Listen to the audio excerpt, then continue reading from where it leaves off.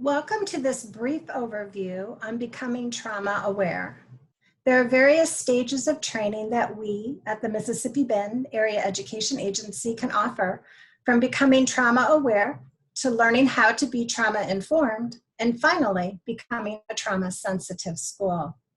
A trauma aware school has become aware of the prevalence of trauma exposure and have begun to consider how it impacts their students, families, staff, and community. A trauma-informed school, or we may hear the term trauma-responsive school, has begun to change the organization's culture to highlight the role of trauma. At all levels, we would see staff begins to rethink the routines and infrastructure of the school. Staff engages in action planning and starts to implement changes. Staff begins to integrate trauma-informed principles into their practice. Finally, a trauma-sensitive school has made those trauma-responsive practices the norm within their multi-tiered system of supports. The trauma model has become accepted and so thoroughly embedded that it no longer depends on a few leaders. The school works with other partners to strengthen collaboration around being trauma-informed. Policies and procedures have been revised to reflect the trauma-informed principles. The school implements a trauma-informed model with fidelity and continually checks on progress. The journey towards becoming a trauma-sensitive school is one that takes time, with knowledge and skills and practice. It's not something that can be completed through one training or one set of strategies. Our learning today will help develop a trauma-aware lens, and the opportunity for additional learning is available. We would like to acknowledge the following sources for our materials. As part of the federal Project Aware grant, the state of Iowa worked with the Tennessee Department of Education in order to bring Building Strong Brains training to Iowa schools. You will see the Tennessee Department of Education logo along with the Department of Education on many slides for this reason. I would like today's presenters to introduce themselves. Aaron Rome, school psychologist and student service lead. And I am Jill Yates. I'm a learning supports consultant. Hi, my name is Nick Swanson. I'm a school social worker. And Sarah Harris, Wellbeing Supports Facilitator. Thank you. Today's learning outcome, since this is a trauma-aware overview, we will be touching briefly on brain architecture, toxic stress and trauma, the impact of trauma, the importance of relationships and resilience. At the end of today's session, you may be left with questions, and we will outline opportunities for additional and deeper learning on the topic of trauma, trauma-informed practices, and becoming a trauma-sensitive school.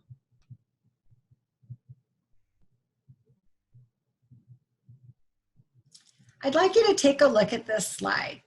Does it make you feel overwhelmed? Are you familiar with one or more of these initiatives? Are you responsible for one or more of these initiatives? In schools, we support a lot of different programs, practices, and initiatives, and each one is designed for what is best for our students.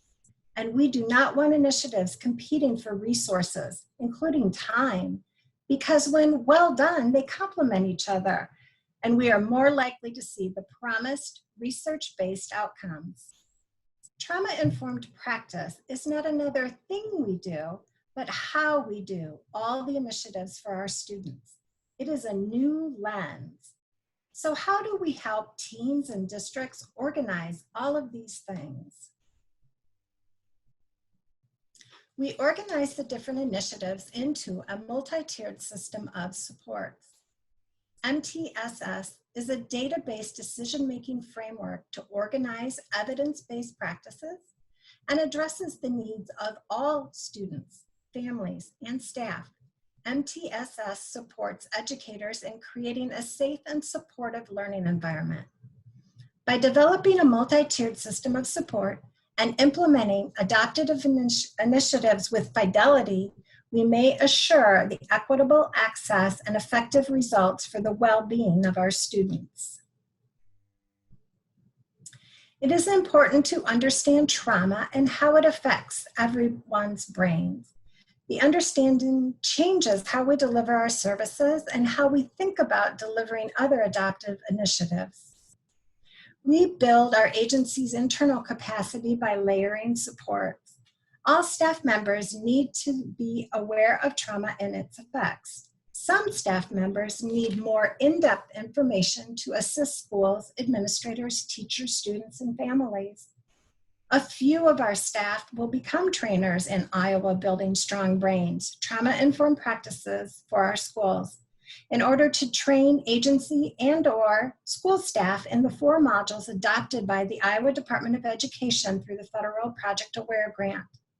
We will also have additional learning opportunities available throughout the year. And the Mississippi Bend Area Education Agency is a member of the Quad City Trauma-Informed Community Consortium. Today's overview is just a beginning of the continuum of understanding trauma. Iowa Building Strong Brains is a 4-module training sequence that takes 4 to 6 hours to deliver and can be modified to fit a team's needs. We also have additional modules for more in-depth exploration of strategies and techniques teachers can use in the classroom and in the school at large. If a school leadership team decides that they would like to proceed to become a trauma-sensitive school, there are guidelines and system considerations that a team can work through and adopt. The state of Iowa requires a return-to-learn plan from each school district.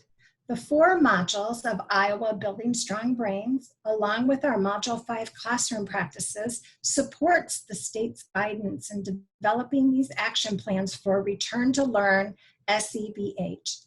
This is a concrete way we can support our schools and in turn our students in the preparation of returning to learn. The core modules include brain architecture, toxic stress and ACEs, resilience and relationships, and educator self-care. Why do we need to focus on trauma in our area education agencies, school districts, and school buildings? By having a trauma-aware lens, it improves all the services offered by the area education agencies, school districts, and buildings to teachers, administrators, students, family, and the community. We can also model trauma-sensitive strategies to all of our employees and partners. If we understand trauma, what it is, how it affects us all, we can create safe and supportive learning environments and increase the effectiveness of our employees. Some of the positive outcomes can include an increased sense of safety, both emotional and physical, for all employees, a sense of community and caring to all employees, improved quality of services, a positive work environment and increased work satisfaction, and hope. Why should schools adopt a trauma-informed approach? For many of the same reasons just mentioned, and it supports a more positive school climate and culture, improved behavioral outcomes, improved academic outcomes, and increased attendance. The Building Strong Brain modules also address the Return to Learn SEBH plan requirements of routines and communication, connectedness, safety, and hope.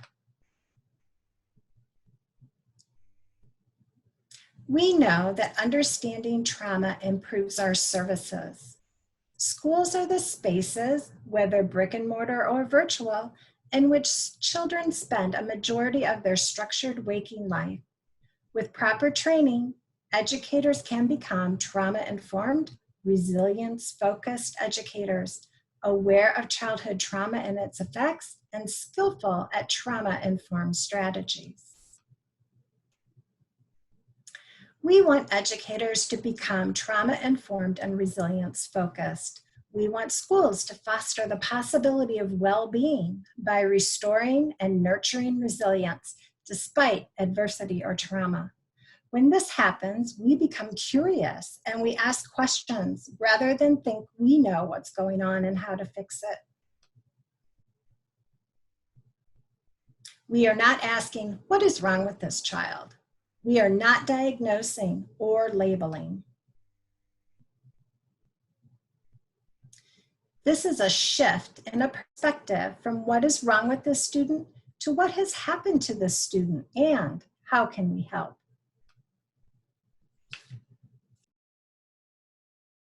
How do we begin to shift perspective? We begin with the most basic knowledge about the brain and understanding how trauma impacts the brain and behavior of an individual. We have all interacted with individuals, both adults and students, whose behavior is really challenging for us, and often we aren't fully prepared on how to respond. It's no secret that what happens in a child's life and our own lives outside the classroom impacts what happens inside the school walls. We need to understand what an individual has experienced and how that impacts their brains and their behavior. In the first module of the Building Strong Brains Trauma-Informed Care Training, we introduce brain architecture. The section focuses on new findings related to youth development, stress, brain architecture, and shares many strategies such as explicit teaching about the brain breaks, and more to support students in the school environment. Today, we'll take a glance at the module contents.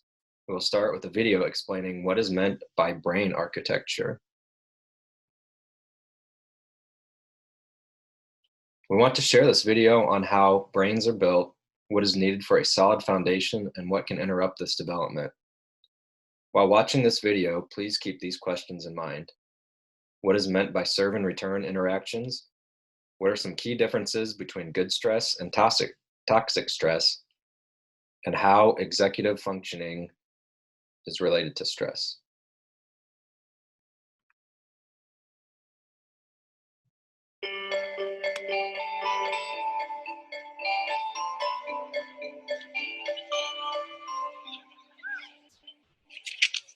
Science tells us that the experiences we have in the first years of our lives actually affect the physical architecture of the developing brain.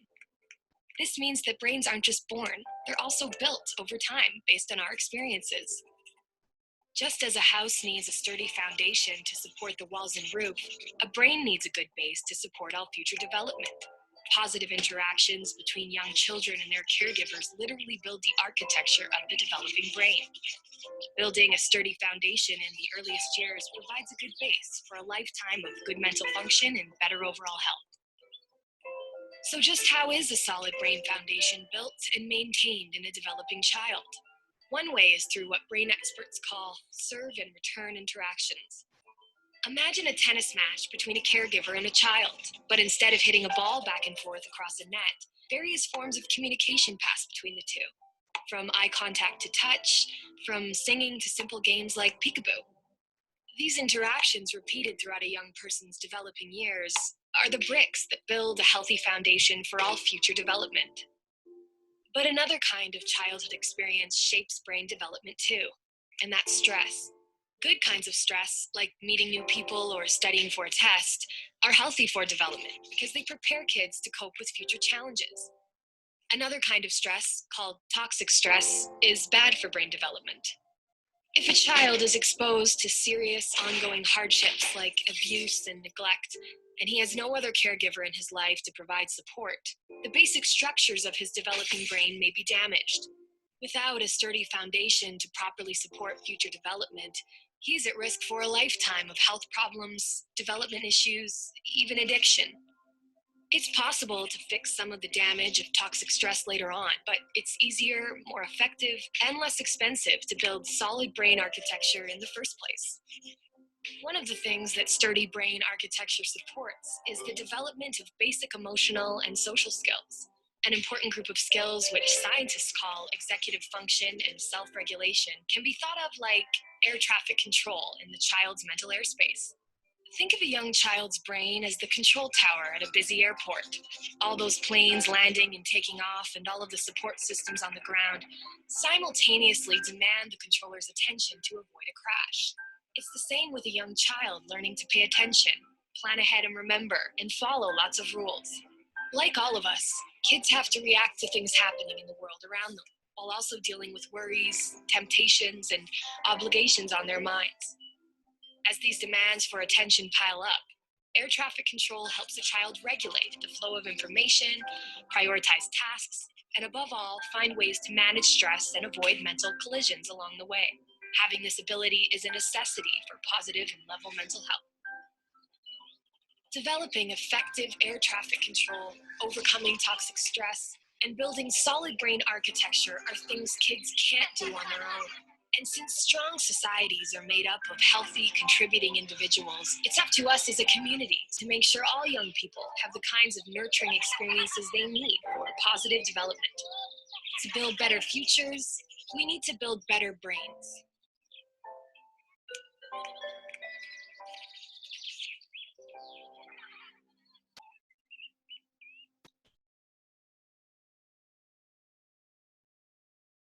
The human brain develops in relation to the physical and social environment. We are quite literally wired for connection. The picture on the screen shows the rapidly developing brain. In the first 5 years of life, a child's brain can potentially grow a quadrillion neural connections, depending on the range of interactions they are engaged in.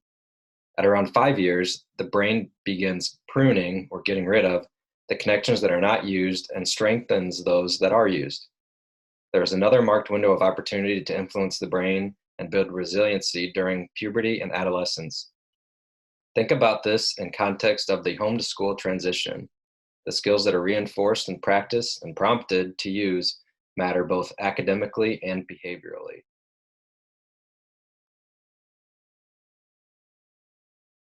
The school environment makes a difference. Research and evidence shows that effective learning happens in the context of caring relationships, when we feel physically and emotionally safe, when we sense belonging, connection, and engagement, and when we are supported in opportunities for challenge, failure, and success. Here are some things we know about learning. We know the brain never stops growing and changing. We know that individuals learn in different ways and at different times. And we know positive relationships can mitigate effects of adversity. School-based philosophy and policies and interventions can and do make a difference. We also know that emotions and social relationships affect learning, which also includes interest and excitement that can increase learning, fear, anxiety, self-doubt can reduce learning, and positive social and emotional skills that build on a foundation of empathy and self-awareness can contribute to relationships, safe environments, and learning. And finally, learning is increased when we employ hands-on experiences, skill practice, and goal setting. The triune brain model can be a useful tool to develop an awareness of brain functioning. This model describes the brain in terms of three distinct structures that emerge along an evolutionary path. Although this model is a highly simplified explanation of brain activity and organization, it provides an easy to understand approximation of the hierarchy of brain functions. It can show how important it is to create an awareness of feeling safe in order to increase the ability to learn. In the Building Strong Brain modules, we teach more about the functions of the brain. Groundbreaking science around the brain's and body's capacity for healing and growth shows that our brains can learn new ways to respond to stress and to heal.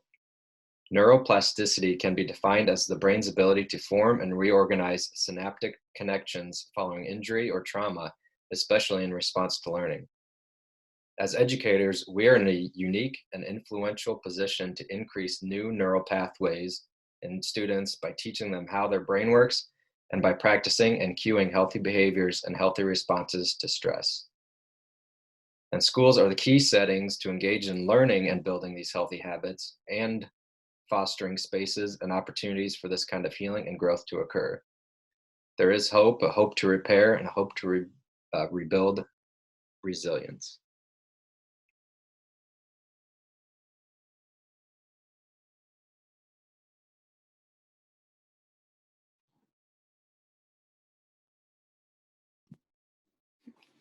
In Building Strong Brains Module 2, Toxic Stress and Trauma, we cover the concept of toxic stress and its relationship to trauma. We review and provide trauma-informed and trauma-responsive strategies to implement in creating a trauma-sensitive school culture. In 2018, the state of Iowa introduced legislation that requires training for all school employees regarding suicide prevention and postvention, identification of adverse childhood experiences, and strategies to mitigate the effects of toxic stress. This is a glance of Module 2.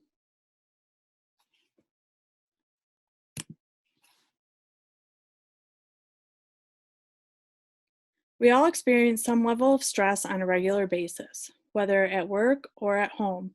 Daily stressors such as deadlines, meetings, traffic, and juggling family needs are common for most of us. We also face more intensive experiences like illness, or even positive experiences like getting married, moving, or starting a new job. In many cases, we have the capacity to cope with a range of life experiences, expected or unexpected, mild or intense. There are 3 types of stress. One type of stress is positive stress, such as when we are trying something new, learning to play a game or sport, or facing something we were once afraid of. Another type of stress is tolerable stress, such as a natural disaster or death. These events typically do not have lasting effects on the brain and the body, especially if supportive caregivers are around to buffer the stress response. The third type of stress is toxic stress. This type of stress is ongoing and is repeated exposure such as abuse or neglect. This type of stress is what affects the brain development and can make lasting changes. This 2-minute video will show how toxic stress impacts the body and how our whole system is impacted by toxic stress.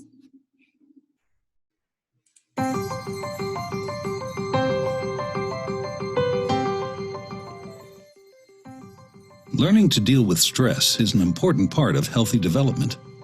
When experiencing stress, the stress response system is activated. The body and brain go on alert. There's an adrenaline rush, increased heart rate, and an increase in stress hormone levels. When the stress is relieved after a short time, or a young child receives support from caring adults, the stress response winds down and the body quickly returns to normal. In severe situations, such as ongoing abuse and neglect, where there is no caring adult to act as a buffer against the stress response stays activated. Even when there is no apparent physical harm, the extended absence of response from adults can activate the stress response system. Constant activation of the stress response overloads developing systems, with serious, lifelong consequences for the child. This is known as toxic stress. Over time, this results in a stress response system set permanently on high alert. In the areas of the brain dedicated to learning and reasoning, the neural connections that comprise brain architecture are weaker and fewer in number. Science shows that the prolonged activation of stress hormones in early childhood can actually reduce neural connections in these important areas of the brain at just the time when they should be growing new ones. Toxic stress can be avoided if we ensure that the environments in which children grow and develop are nurturing, stable, and engaging.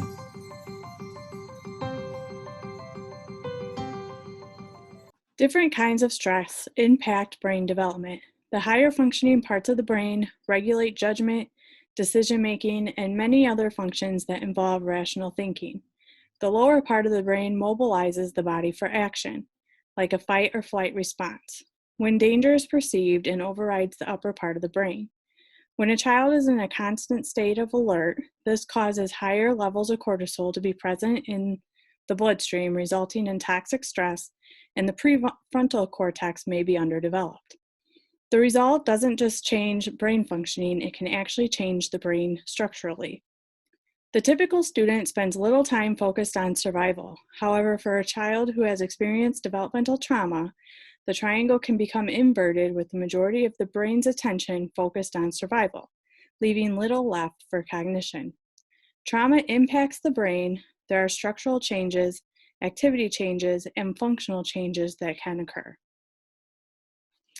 So let's explore how 2 different brains can see the same environment in 2 totally different ways. Here is a visual of Berenstain Bears in the park. Some students experience their environment in this way, or from the perspective of a teacher who has no history of trauma. I've set up my classroom, school environment with the best trauma-informed strategies. I have mood lights, music, a calm corner. It smells so good. I teach skills and have such a calm voice. I even tried to build the best relationships with my students. I may see my classroom as inviting and welcoming. However, for students who have experienced trauma, they may perceive the classroom, school, playground differently because of the impact the trauma has had on their brain. With our current reality, many have heard the outside world is dangerous. We've modeled it by staying home, for example. Then we've subtly taught them again via our own anxiety. Right now, the most sensible thing their bodies can do is react to the invisible danger. The lower parts of their brain in charge of bodily protection have swamped the parts of their brain in charge of clear thinking, reasoning, and emotional control. So they're on high alert. Their bodies are ready to respond to a threat, and they will attempt to avoid it. This can look like different behaviors we may see in the classroom. If students in districts walk into one of your schools and see this, do you think they have learning on their mind? Do you think they feel comfortable and safe? Would they be willing to build friendships and relationships with peers and adults? The point is, we can have the best of prevention methods. We still must be prepared with all the tools. Many of the tools are offered in the Building Strong Brain modules. In this training, the term trauma is defined to describe an event, series of events, or set of circumstances that is experienced as physically or emotionally harmful or life-threatening, overwhelms our ability to cope, and has lasting adverse effects on a person's mental, physical, social, emotional, or spiritual well-being. Traumatic events that people may face at school or in their families and communities come in many forms and range from one-time incidents called acute trauma, such as an accident, the loss of a parent or peer, or a single experience of violence.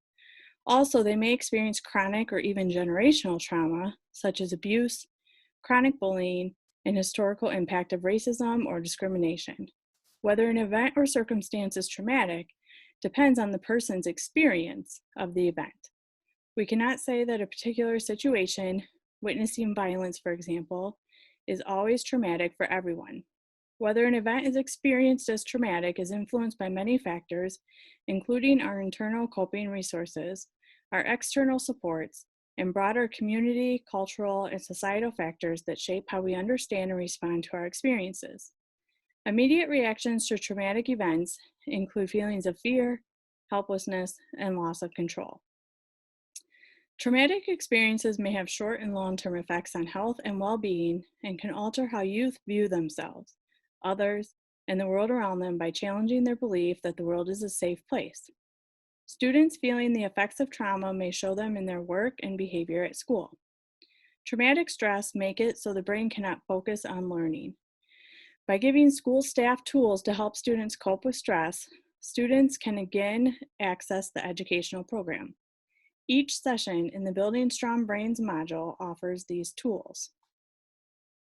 Many of you may be aware of adverse childhood experiences, or the ACE study.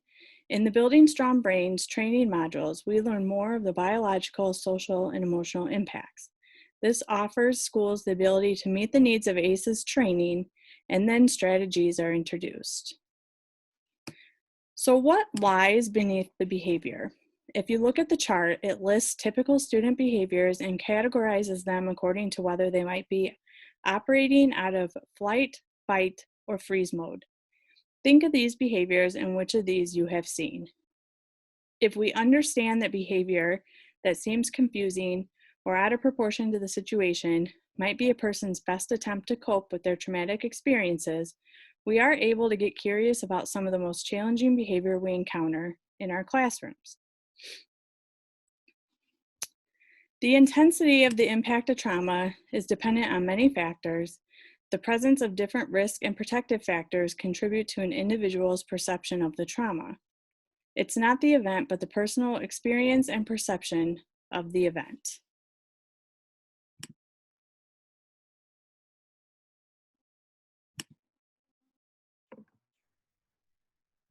The majority of school-age youth have been or will be exposed to at least one potentially traumatic event, including experiencing a traumatic event directly, witnessing an event, or hearing about an event that affects someone a student knows. Whether these experiences happen at home, in the community, or at school, the effects of trauma can be felt at school. As children are exposed to more traumatic experiences, the negative impact on social and academic success becomes more pronounced. In this section, we share a quick overview of the impact of trauma. Students exposed to trauma may have any of the following reactions. Physical symptoms such as headaches, stomach aches, poor appetite, and decline in self-care. Intense feelings of fear, anxiety, and concern for their safety. Angry or aggressive outbursts. A desire to withdraw from peers and adults. Difficulty paying attention and learning. Increased isolation. School absences. And trouble trusting adults and peers, reading social cues, and building relationships. Parents or adult caregivers with a history of trauma, particularly chronic trauma, may struggle with many of the same challenges we just described for youth. Parents with negative or traumatic experiences related to school may be distrustful of educators and the education system and have trouble forming relationships with school staff. Parents exposed to trauma may struggle with any of the following reactions. Difficulty managing emotions and controlling behaviors when interacting with school staff. Increased risk for challenges like substance abuse, depression, and post-traumatic stress disorder that negatively impact parenting and can affect their children's behaviors at school. Trouble managing stress related to their child's difficult behaviors, especially if these remind them of their own difficulties or experiences in childhood.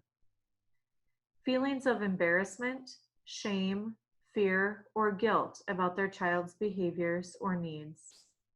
Difficulty forming relationships, and difficulty helping their children cope.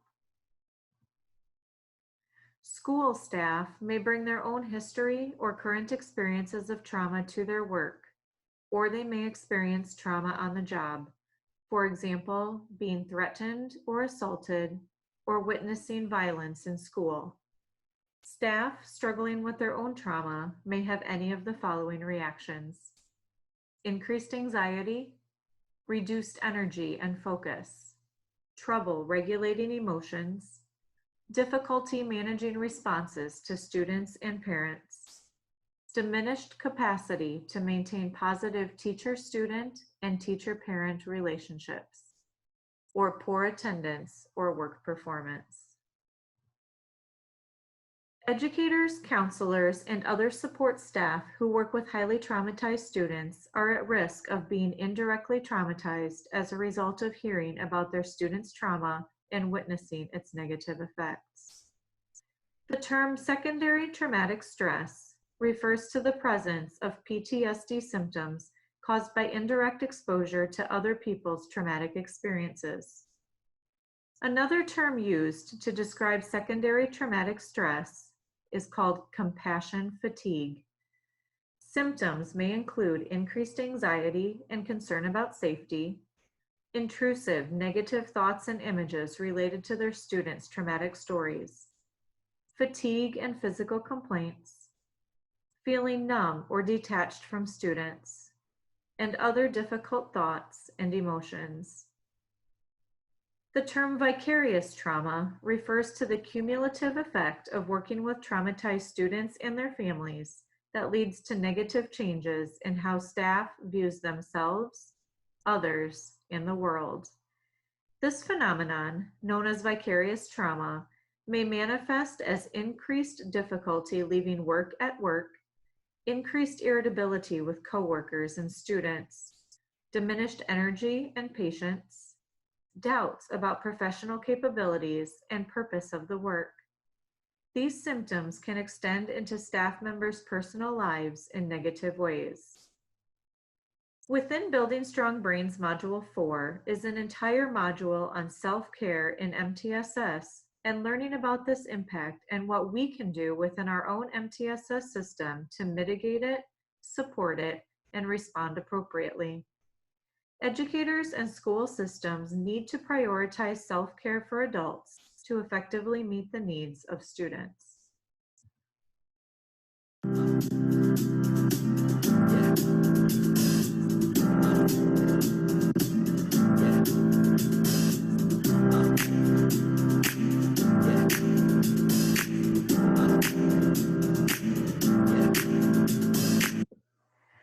Here is the good news. Emerging research shows that building caring connections promotes positive experiences for children from the start and helps those with a history of trauma to heal. The number of protective factors a child has will increase or decrease the likelihood that an adverse childhood experience will be traumatic to their development. A reminder to all educators that you all can be trauma preventers and interrupters simply by being present and attuned to your students.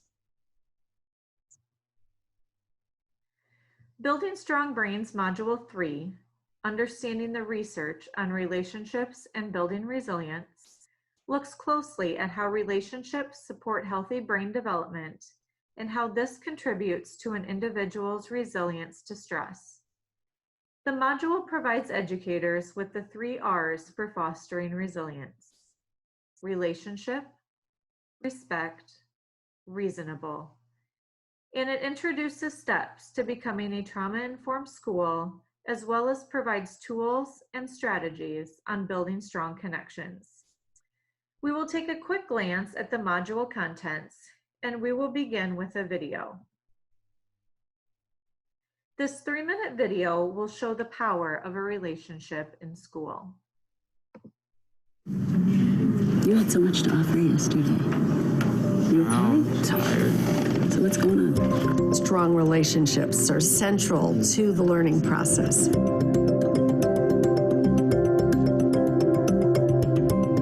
What the science of learning and development tells us is that we need to create learning environments which allow for strong long-term relationships for children to become attached to school and to the adults and other children in it.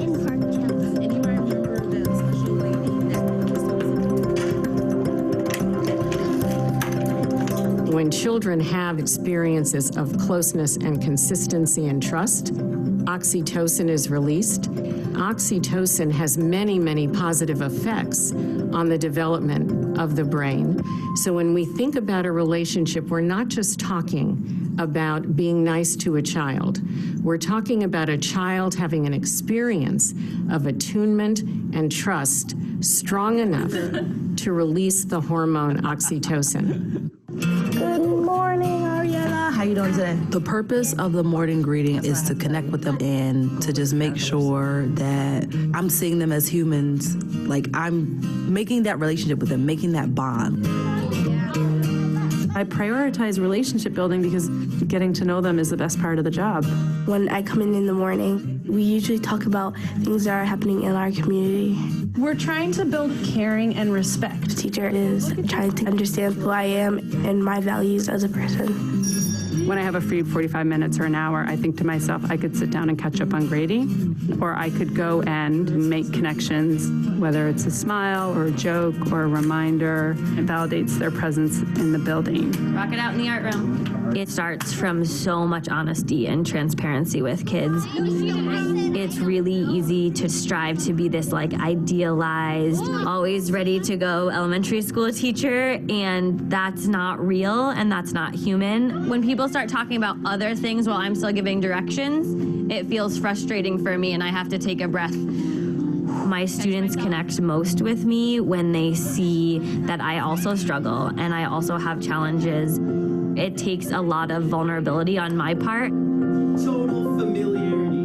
When that student knows that you care about them, when they know that you're a human, let's think about that. Their academic performance in your class is going to be better. If I'm comfortable around them, then I'm more confident around them, and it's easier to ask questions and things like that. So when you're looking at this graph, what is it that you think happened? Some teachers I don't always get along with the best, so then sometimes I'm like, I can't do it, so I'm just not gonna do it. But when I like the teacher, I want to do their work. I'll be like, I can learn this. You all have done outstanding work. Emotion and learning are completely connected. If you're in a positive emotional space, if you feel good about yourself, your teacher, that actually opens up the opportunity for more learning. Good to see.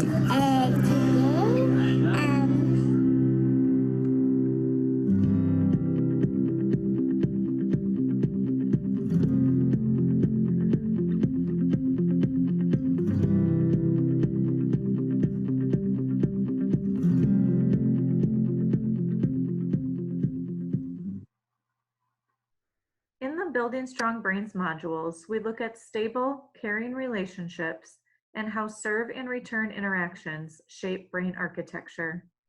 Resilience can be built through serve and return relationships, improving self-regulation and executive functioning. We also provide tools and strategies to create these powerful connections. As we have learned, all learning takes place in the context of relationships. On the screen, you will see 4 quotes. Take a couple of minutes to independently read each quote and self-reflect on which one most resonates with you and why.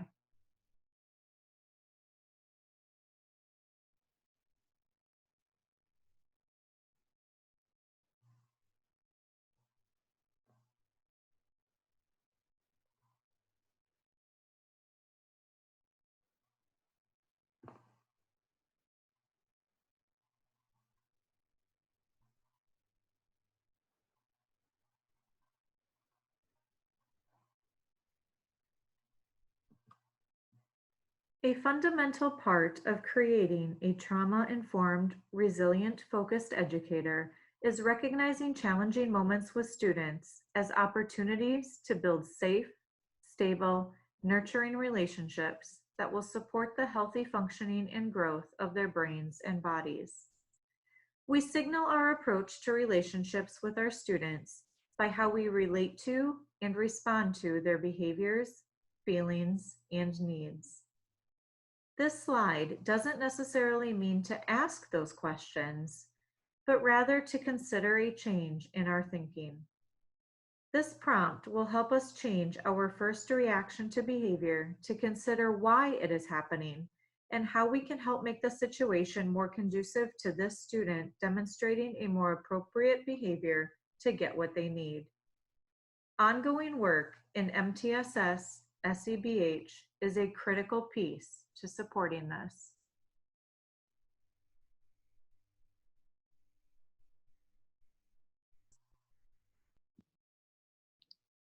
As we continue to build a trauma-aware lens to improve the services we offer to schools, teachers, administrators, students, families, and the community, we need to understand the journey towards becoming a trauma-sensitive school is one that builds over time, with knowledge, skills, and practices. It's not something that can be completed through one training or one set of strategies. The evolution occurred through intentional work and thoughtful planning and hard work. This image represents the various stages of becoming trauma-informed. A trauma-aware school has become aware of the prevalence of trauma exposure and has begun to consider that it might impact their students, families, staff, and community. Leadership understands that knowledge about trauma could potentially enhance their ability to fulfill their mission and begins to seek out additional opportunities for staff with regards to professional development and growth. People are made aware of how and where to find additional information and are supported in further learning. Most staff know what the term trauma refers to and are aware that knowledge about the impact of trauma can change the way they see and interact with others. The impact of trauma is referenced in informal conversations among staff. This is a trauma-aware training right now. A trauma responsive school has begun to change the organizational culture to highlight the role of trauma. At all levels of the organization, staff begins rethinking the routines and infrastructure of the organization. Planning and taking action. Begin integration of principles into staff, behaviors, and practices in organizational structures. Staff applies new knowledge about trauma to their specific work. The organization has policies that support addressing staff's initial and secondary trauma. Changes to environments are made. Organizations have a ready response for crisis management that reflects trauma-informed values. Finally, a trauma-sensitive school has made trauma-responsive practices the organizational norm. The trauma model has become so accepted and so thoroughly embedded that it no longer depends on a few leaders. The organization works with other partners to strengthen collaboration around being trauma-informed. Revision of policies and procedures, implementation of the agency's model values is measured for fidelity to a trauma-informed model. The organization uses data to inform decision-making at all levels. A variety of sustainable training is promoted and made accessible to staff, including at new staff orientation.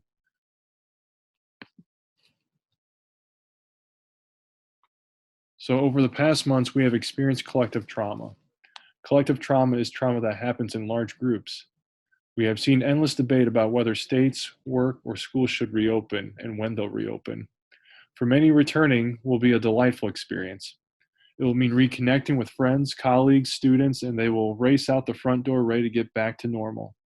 This, however, won't be everyone's experience. In fact, we imagine that it won't be for a lot of families out there. The return to school is likely to stir up some anxiety for our kids, ourselves, and our teachers. We might be tempted to see these behaviors as signs of attention seeking or just avoidance. However, lessons from research into trauma and anxiety indicate that these behaviors have a far more primal and adaptive base. There's heaps of great neuroscience behind all of this, and ensuring we educate and share this knowledge and strategies now is key to school success. So what's next? As we mentioned in the start of the overview, we are beginning our continuum of understanding trauma. So at Mississippi Bend AEA, we will build internal capacity by layering supports. All staff need to be aware of trauma. We'll have the overview shared with them. So they will have access to this, and there will be opportunities for the Building Strong Brains Trauma-Informed Care module. More information will be provided as we firm up what these opportunities can look like. If a building leadership team decides they would like to proceed to become a trauma-sensitive school, there are a few consultants on staff who can help provide guidance and learning within their MTSS SEBH leadership team. By having a trauma-aware lens, we will improve the services we offer to schools, teachers, administrators, students, families, and the community. We may have current challenges, and we know how to create a positive trauma-responsive school environment. Thank you all, and we wish you all the best.